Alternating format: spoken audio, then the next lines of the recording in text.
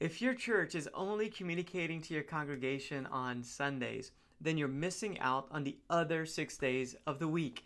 I want to show you a system that will help you to add value to your congregation the rest of the week between Sundays. And it's simpler than you think. It's a newsletter, a weekly newsletter. And I'll show you an example of one of the churches that we worked with that set up a newsletter and is getting some great results. So I'll show you practically what this looks like. Most churches think of a newsletter as making announcements, but that's not what makes a newsletter powerful. In the business world, companies are using email newsletters to stay in front of their leads and to convert them into taking next steps to then buy the product or buy the service. It's not hard, it's just being consistent. That's really the value of a newsletter. You're popping up in the inbox every single week on a consistent basis. So church can do the same thing where we can stay in front of the congregation. Anyone who's ever visited can get this newsletter, and that also stays in their inbox on a regular basis, and it adds real value to people every single week. Think about anyone who visits your church like within the last 3 months. What if they haven't heard from you? Chances are they haven't. Like most churches let people drop off, but a newsletter allows you to engage with them on a regular basis and build that relationship, so that because you're adding value to them again and again every single week. They may not be opening up every single email, but the fact that you show up in their inbox is a good thing. There's a massive gap, and it's costing you people who would come back if they just felt that they were remembered. And again, the newsletter is a system that allows people to know you're there. Before I show you the system, I want to give you 6 real reasons why this really matters. So, number 1, you own this channel outright. Social media is a very noisy world, and the algorithm can choose whether to show you or not. But an email lands directly every single time in the inbox. Everyone on the list will get the email, and you own this platform. Like Facebook, Instagram, TikTok, they can change the rules, they can change the algorithm, but with email, it's the same thing every time. It reaches people who've drifted away, or haven't really received any contact from you in a while. So again, you're going to show up. It extends what you taught on Sunday into the rest of the week. The newsletter becomes a place where people can check out what's actually happening in the church in a very recent way.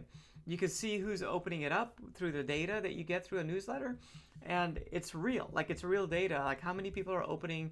What's a good click rate? Are people clicking inside that newsletter? By the way, on a side note, a great open rate is anything about 30% or more. That's really good. Our churches experience a bigger open rate because it's more relational. So can you imagine like over 50% of people opening up your emails? That's really good. That's over half the church getting communications and engaging with the church between Sundays. That's great. So showing up in someone's inbox every single week reliably, it builds trust, and it gains their attention so that they show up more often within the church.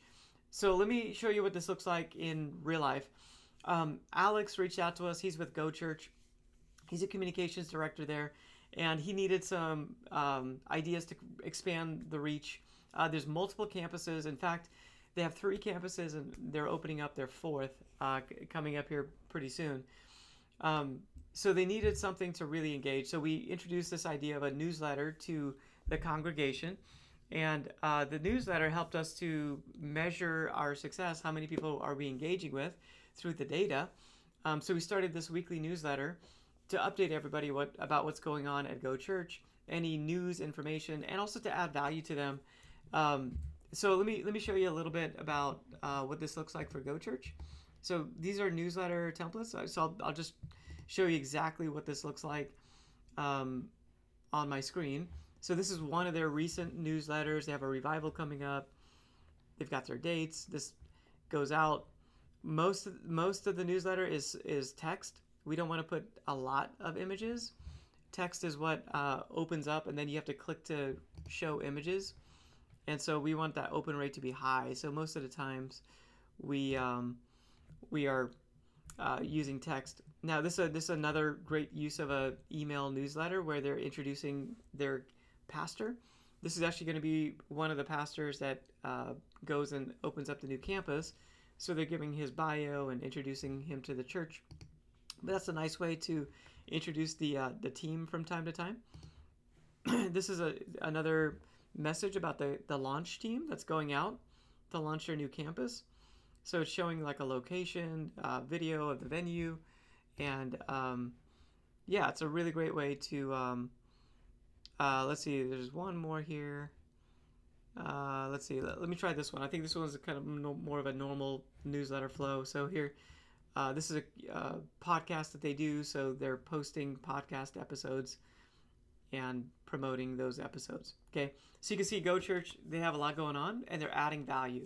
They're not telling people to do stuff, they're adding value. They're unpacking what it looks like to be part of Go Church and what you can get out of this season. So when Pastor JC launched his new book, we also were able to add value through the newsletter with excerpts from his book going to people in the congregation, which then set up the launch of his book. So people responded really well. So we ended up building a second newsletter that's dedicated just to his book. So now people can add another newsletter to their subscription, and many people do, even people outside the church, because the book goes outside the church. Now Go Church has multiple newsletters that are now adding value to people. The actual open rate for Go Church overall is about 33%. Again, anything over 30 is good. Actually, I think everything over 25% is considered good within the business world.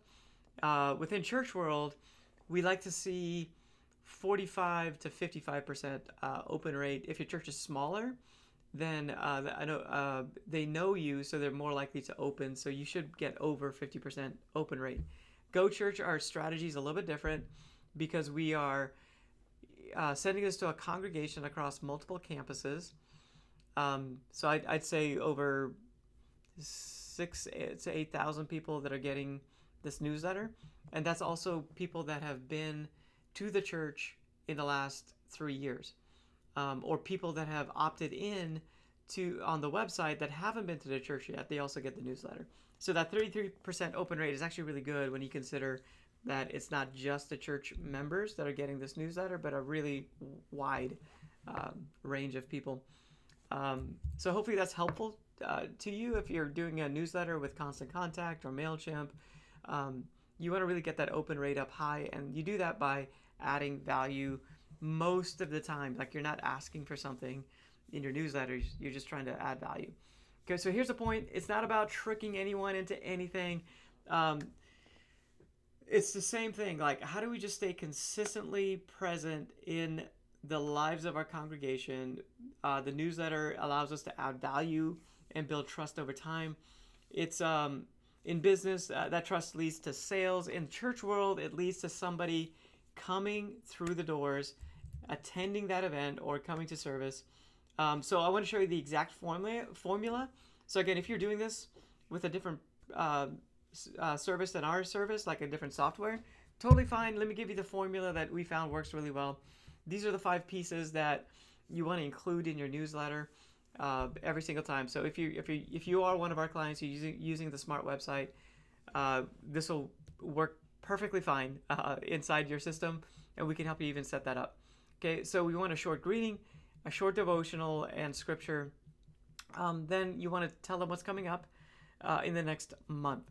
Okay, so you want to, every single week, you want to send this out Monday or Tuesday. You want recent news. If there's any updates, different things about the church, you want to include that. And you want to include one clear thing you want the reader to do. So it could be to register for this church-wide event.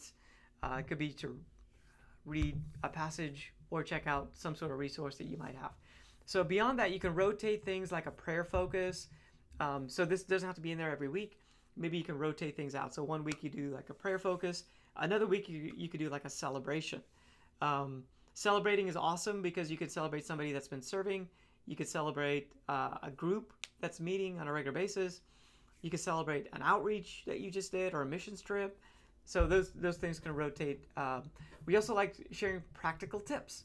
Like around Christmas time, you could say, hey, here's some great places to go with your family at Christmas. Or here's a really great way to do a Bible study in the mornings and get up early and do a Bible study. Like, so practical tips are a good one. It could be very spiritual, or it could be very practical. So two or three of these kind of rotational things is good, depending on the length of your newsletter, if you need something or if you don't need anything. But again, you're wanting to add value through the newsletter. So here's a question I want to leave you with. Oh, let me show you before we kind of wrap this up here. This is a sample newsletter that to help you lay this out. So it's following our formula. There's a greeting, there's a scripture, a devo. This is like a prayer focus. Here's what's coming up. So again, hopefully this is helpful, so you can see, like, without using a lot of graphics. Like Go Church had a lot of graphics, different things in there, but you don't have to. You can use mostly text and just kind of lay things out very clean and simple. If you don't have that big, communications team to put together stuff. Here's news and updates about the church, and then here's what they're celebrating. Let's see, we're doing a celebration of Angela, who's been serving in the kids ministry. So great way to highlight serving in the church. Great way to highlight the kids ministry, and to then highlight somebody like Angela. Okay, and then here's a practical tip. So this one was laying out your clothes on Saturday night so you're not late on Sunday. So that's just an example of a good practical tip. Okay, and then the one thing they want you to do this week is sign up for Serve Sunday on the 20th. So that's the one big thing. And then there's a button so you can then sign up for that.